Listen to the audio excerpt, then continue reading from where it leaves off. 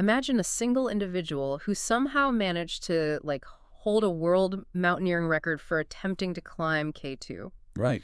And who successfully faked his own death on a rocky cliff in Lisbon with the help of a famous poet, no less, who wrote these highly inflammatory pro-German propaganda pieces during the First World War, while modern historians actually suspect he might have been operating as a spy for British intelligence. That's wild. It is, and then on top of all that, he claimed to have founded an entirely new religion after a 3-day conversation with some disembodied entity in a Cairo apartment. I mean, you would probably think that is way too much plot for one novel. Oh, absolutely. It sounds completely contradictory. It sounds like 4 different highly chaotic lifetimes just sort of spliced together by accident. Yeah, exactly. But it is just one life. So welcome to our deep dive for today. We are going to look at a historical figure who was famously branded by the British tabloids of his era as, quote, the wickedest man in the world. Such a heavy title. Right. But our mission today is to strip away all those sensational, century-old headlines. We're going to look at the actual documented historical life of Aleister Crowley. We are digging into how a deeply restrictive Victorian childhood essentially incubated a man who would go on to profoundly reshape the landscape of modern esoteric thought and occultism. Okay, let's unpack this. Where do we even begin with a life like this? I mean, what kind of environment produces someone who lives that largely? Well, we really have to start with the specific mechanics of his upbringing, because we are looking at a classic case of how a highly restrictive, incredibly dogmatic environment often produces its exact psychological opposite. Okay, so how restrictive are we talking? Extremely. Aleister Crowley was born in 1875, originally as Edward Alexander Crowley, and he was born into money. His father had this very lucrative share in a family brewing business. Oh, nice. Yeah, which actually allowed him to retire early and focus entirely on his religion. And that religion was a fundamentalist Christian sect known as the Plymouth Brethren. I mean, I've heard the term Plymouth Brethren. But how intense was this particular sect? Was it just like strict Sunday school or something more encompassing? It was totalizing. I mean, for you to really understand his childhood, you have to picture daily mandatory Bible readings that dictated absolute behavioral compliance. Wow. Yeah. The Plymouth Brethren believed in severe separation from the secular world. That meant no non-religious books, no fraternizing with outsiders, just this intense, rigid orthodoxy that governed absolutely every single aspect of daily behavior. So no fun allowed, basically. None. And his father wasn't just a passive member either. He was a traveling preacher for the sect. So the household was just entirely wrapped up in this very strict interpretation of Scripture. So young Edward is completely insulated in this religious bubble. Entirely. But then the absolute turning point happened when he was just 11 years old.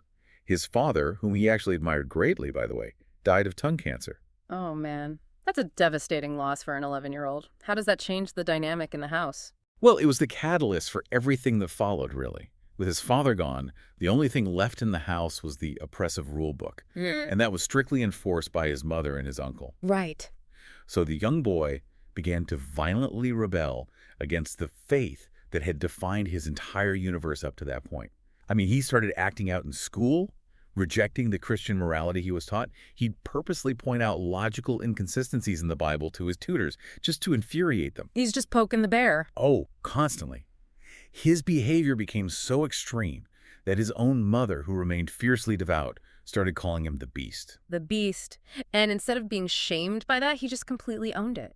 He embraced the title joyfully. It really reminds me of a heavily compressed spring. You know, you push down on a metal spring with all your weight, and the harder that religious orthodoxy pushed down on him, compressing him, the more violently he launched in the complete opposite direction the very second he had the freedom to do so. That is a perfect analogy. And he inherited a substantial fortune from his father, which gave him the exact financial independence he needed to fund that launch, you know? Right, he's got the bankroll to rebel. Exactly. And one of his first acts of self-reinvention was abandoning the name Edward. He changed his name to Aleister. Why Aleister specifically? Well, because of its poetic meter. Wait, really? Yeah. He didn't just pick it because he liked the sound. Yeah. He chose it purely for its rhythmic structure. It's a dactyl followed by a spondee. Oh, okay. So long, short, followed up long, long. Aleister Crowley. Exactly. It shows you his early intense obsession with aesthetics, with literature, and really how things are perceived. He was already calculating how to make himself memorable, you know, how to construct his own mythology. So he's got the new name, he's got the money, and he has completely abandoned traditional religion. But humans crave structure. I mean, if you tear down the architecture of your entire childhood, you urgently need something else to push against. Oh, he certainly does. So he heads to Cambridge University, where he just leans heavily into his passions. He writes poetry, he becomes the president of the chess club, and he begins openly exploring his bisexuality. Which I imagine was pretty scandalous at the time. Oh, highly taboo, and actually illegal in Britain at the time. But he eventually leaves Cambridge without even taking his degree, because his focus is shifted entirely toward the occult. In 1898, he joins this highly secretive esoteric society known as the Hermetic Order of the Golden Dawn. Wait, in 1898, where does a wealthy Cambridge dropout even go to learn magic? Was there, like, a school for this? Well, the Golden Dawn was essentially the epicenter of Western esoteric study at the time. It attracted the intellectual and artistic elite of London. And here, Crowley is trained in ceremonial magic. I think we need to pause here and explain what that actually means, because when we say magic, people picture, like, Harry Potter shooting sparks from a wand. What were they physically doing in these meetings? Right. That is a crucial distinction. They viewed magic as a rigorous psychological and spiritual discipline. The mechanics of it involve memorizing massive, complex tables of correspondences. So, colors, numbers, astrological signs, and Hebrew letters. Okay, so a lot of studying. A ton of studying. Okay. And a ritual would involve wearing specific robes, inhaling copious amounts of specific incense, and performing these highly repetitive, rhythmic chantings. Sounds intense. It was. The goal was sensory overload. By overwhelming the physical senses and exhausting the body, they believed they could bypass the conscious mind, enter an altered state of consciousness, and communicate with higher planes of existence. It was highly theatrical, psychological engineering. So it's almost like extreme method acting combined with intense meditation designed to completely shatter your normal perception of reality. That is exactly how they approached it. But true to his nature, Crowley clashes fiercely with the leadership. Right. He demands to advance through the ranks faster than his superiors allow. And this results in a massive schism. It actually culminates in this incredibly dramatic, almost farcical incident where Crowley, wearing full Scottish Highland dress and a black mask. Black? Oh. Yeah, full dramatic flair. He physically attempts to seize control of a temple space in London. It ends up in court, and Crowley is essentially isolated from the group. So he alienates the entire magical community in London, but he was also pushing himself to absolute physical extremes outside of London, right? Through mountaineering. Yeah, he was undertaking world-class pioneering expeditions. I mean, he travels to Mexico to climb volcanoes, he studies in India, and then in 1902, he joins an expedition to climb K2 in the Himalayas. That's no joke. No. You have to remember the mechanics of climbing in 1902. They don't have modern fabrics or oxygen tanks or satellite weather tracking. They are climbing the second highest and arguably the most dangerous mountain on Earth, wearing layers of tweed and heavy hobnail boots. That sounds absolutely miserable. It was brutal. They suffer from malaria, dengue fever, and severe altitude sickness. Crowley and his team reach an altitude of 20,000 feet before illness, and horrific weather forced them to finally turn back. Which is staggering for that era, to get that high up. And he tries again on a different mountain a few years later. He does. 3 years later, in 1905, he leads an expedition to climb Kanchenjunga, which is another Himalayan peak known for being exceptionally treacherous. But this expedition is an absolute disaster. What happens? Crowley's leadership style is highly authoritarian. He treats the porters terribly, he argues constantly with his team, and they find his climbing strategies completely reckless. It actually results in a full-blown mutiny on the mountain. Oh, wow, a mutiny on a freezing mountain. Yeah. The other climbers decide to head back down as night approaches, which is against Crowley's warnings. And tragically, it triggers an avalanche, and several climbers and porters are killed. Oh, my God. And Crowley refuses to send a rescue party, claiming he had warned them. He just stayed in his tent. Essentially, yes. He is widely condemned by the international mountaineering community for his callousness. If we connect this to the bigger picture, you see a distinct pattern of behavior solidifying here. Whether he is in a secret magical order in London or on the freezing slopes of the Himalayas, he demands absolute control, he pushes boundaries until they break, and he inevitably alienates absolutely everyone around him. It really makes you wonder, were his mountain climbing and his complex magical rituals actually the exact same pursuit? I mean, both of them required this intense, almost punishing level of discipline. It seems like both were ultimately about conquering the self, about pushing the human mind and body past every conceivable limit just to assert his own dominance over reality. Absolutely. Hmm. He was entirely obsessed with mastering his environment, both internally and externally. But because he's now been ostracized by both the Golden Dawn and the mountaineering establishment, he has no earthly authorities left to challenge. Right. So he transitions from being a student of established systems to deciding that he is the prophet of a brand new one. But how does someone even make that leap? I mean, does he just wake up one day and write a holy book? Well, it happens during a trip with his wife. In 1903, Crowley enters into a marriage of convenience with a woman named Rose Edith Kelly. It was mostly to help her escape an arranged marriage, though they actually end up falling in love. And in early 1904, they go on a honeymoon to Cairo, Egypt. Oh, okay, here's where it gets really interesting. Because from what I understand, they're just playing at being normal tourists, renting an apartment, and then Rose starts experiencing some bizarre psychological shifts. Yeah, Rose begins spontaneously entering these delirious trance states. She keeps telling Crowley that, quote, they're waiting for him. And she specifically names the ancient Egyptian deity Horus. And Crowley is just buying this. Well, he is skeptical at first, actually, especially since Rose had absolutely no previous background or interest in the occult. So to test her, he takes her to a museum in Cairo and asks her to point out an image of Horus among the artifacts. Okay, a little test. Right, and she walks past several common, obvious statues and leads him straight to this obscure 7th century BCE wooden mortuary stele. And when Crowley looks at the museum exhibit placard for this artifact, it bears the number 666. The biblical number of the beast, which is the exact title his mother gave him and which he proudly adopted as a child. I mean, to him, that must have felt like the universe screaming his name. Oh, he took it as undeniable validation. Shortly after this, over the course of 3 days in April 1904, Crowley claimed that a disembodied voice belonging to an entity named Awas spoke to him in his apartment. Now, to be clear for you listening, there's no historical evidence of this entity outside of Crowley's own journals, but for Crowley, this experience was absolute reality.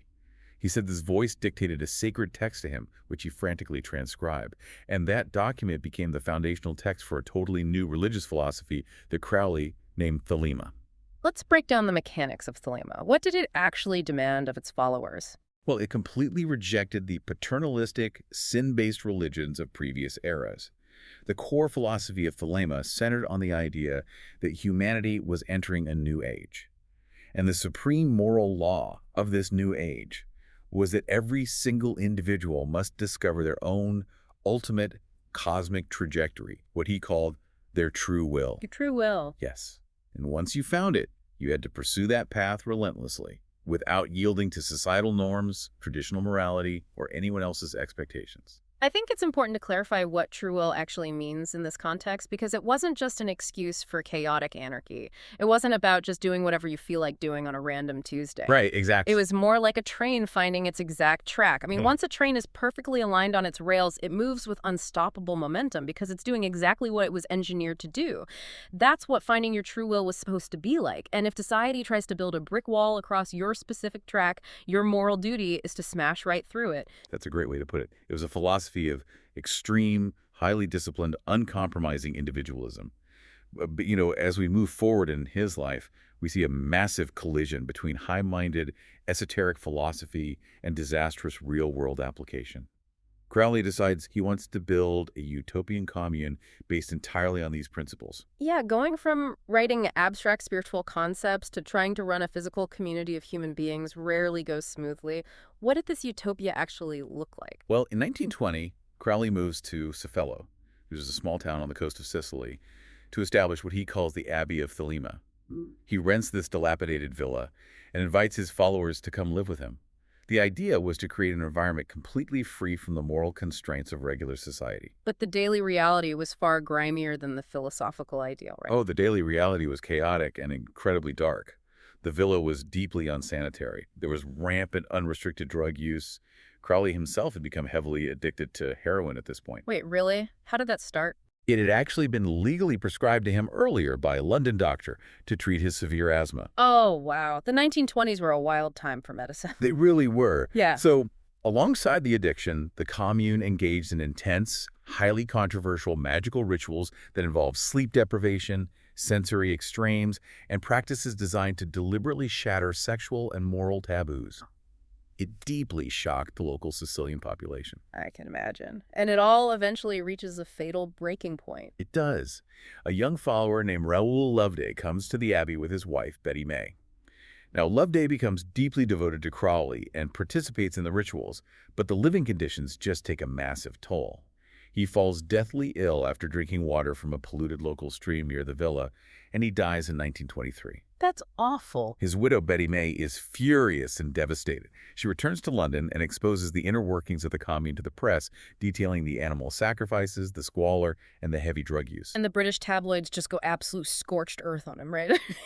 Completely. A popular paper called John Bull ran highly sensationalized exposés, officially branding Crowley the wickedest man in the world. They actually demanded he be hanged. The scandal became massive international news. And what's fascinating here is how the media narrative took complete control of his life.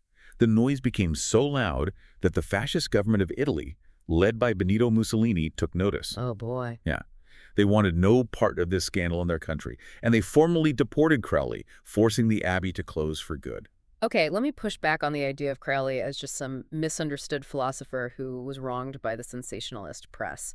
I mean, if you look at the actual facts of the Abbey of Thelema, the isolation, the authoritarian leader demanding strict obedience, the extreme living conditions, the heavy substance abuse, doesn't it just sound like a classic toxic cult dynamic? It sounds less like a magical utopia and way more like esoteric philosophy being used as a very convenient shield for a leader's unchecked ego and severe drug addiction. I mean, you're not wrong. The power dynamics at the Abbey were undeniably toxic, and his addiction absolutely fueled the instability of the entire enterprise.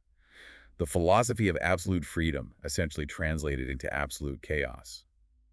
After he was expelled from Italy, his life really fractured.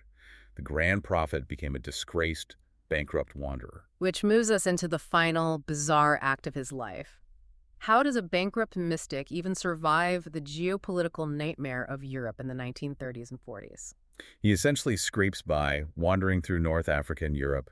He relies entirely on the financial charity of a rotating cast of lovers and just a few remaining followers. He keeps trying to generate publicity to sell his books and his art, and in 1930 he pulls off this incredibly bizarre stunt in Lisbon, Portugal. The fake death. Yes. He enlists the help of the famous Portuguese writer Fernando Pessoa to fake his own suicide at a coastal cliff known as the Boca do Inferno.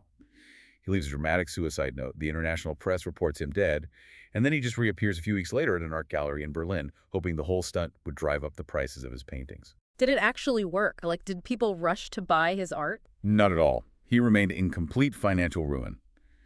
But while he has wandered around staging these publicity stunts, there are these very strange political maneuvers he's making in the background. This is the part that completely baffled me.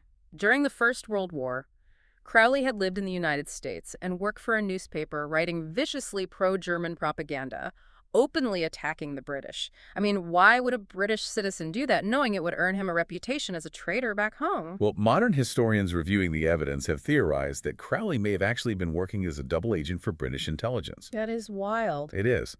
The theory suggests that he adopted this radical pro-German persona specifically to infiltrate and monitor subversive anti-British networks operating in America.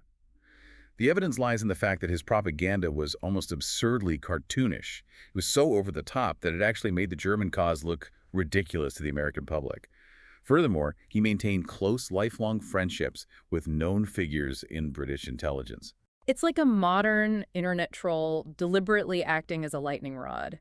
You post the most outrageous, extreme opinions possible, not because you believe them, but just to see who gathers around the comment section to agree with you so you can report them to the authorities. That is a highly accurate way to view his potential intelligence methods. Yeah.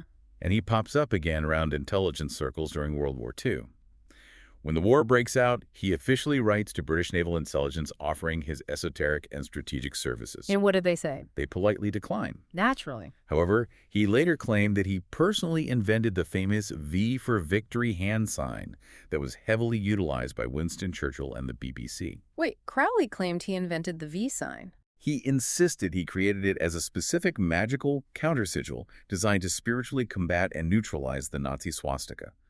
Now, there is no hard documentary proof of this, but it perfectly illustrates how he viewed world events entirely through a magical lens. This raises an important question, though. How much of Crowley's life was genuine, deeply held belief, and how much was just calculated performance? Was he a true prophet, an intelligence asset, a con man, or had he blurred the lines so heavily that he couldn't even tell the difference anymore? It really makes him look like a shadow player. You look at his later years, and his true allegiances, whether to Britain, to Germany, to magic, or simply just to his own massive ego, were completely obscured by smoke and mirrors. You can never quite see the reality behind the curtain. Yeah, and the reality of his final years was quite stark. He spent them living in a boarding house in Hastings, England, struggling with failing health and his lifelong heroin addiction. He did manage a final burst of creative output, though, collaborating with an artist to design the Thoth Tarot, which is actually still highly regarded today for its incredibly complex, layered symbolism. But he died in 1947, effectively broke, frail, and largely forgotten by the mainstream public. Which brings us to the ultimate paradox of Aleister Crowley. During his actual lifetime, his utopian commune collapsed in scandal, his books barely sold, he lost his massive family fortune, and he died in relative poverty.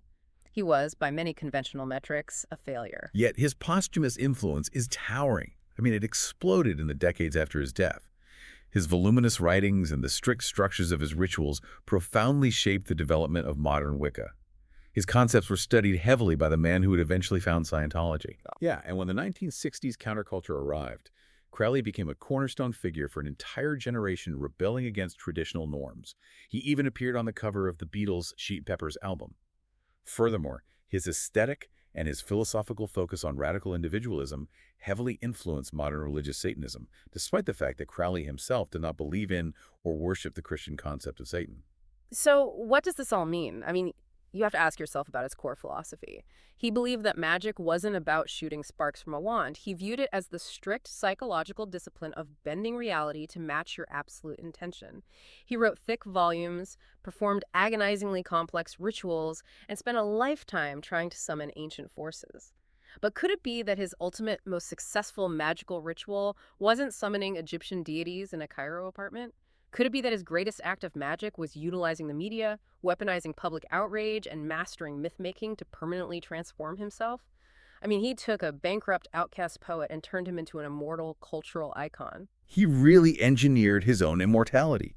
He ensured that long after his physical body failed, the idea of Aleister Crowley would survive and just mutate in the culture forever. We started this deep dive talking about a man of complete contradictions. The record-setting mountain climber, the suspected spy, the tabloid villain, the prophet of a new age. And maybe that is exactly what happens when you take a heavily compressed spring and finally let it go. It doesn't just launch in one clean, predictable direction. It shatters the whole machine.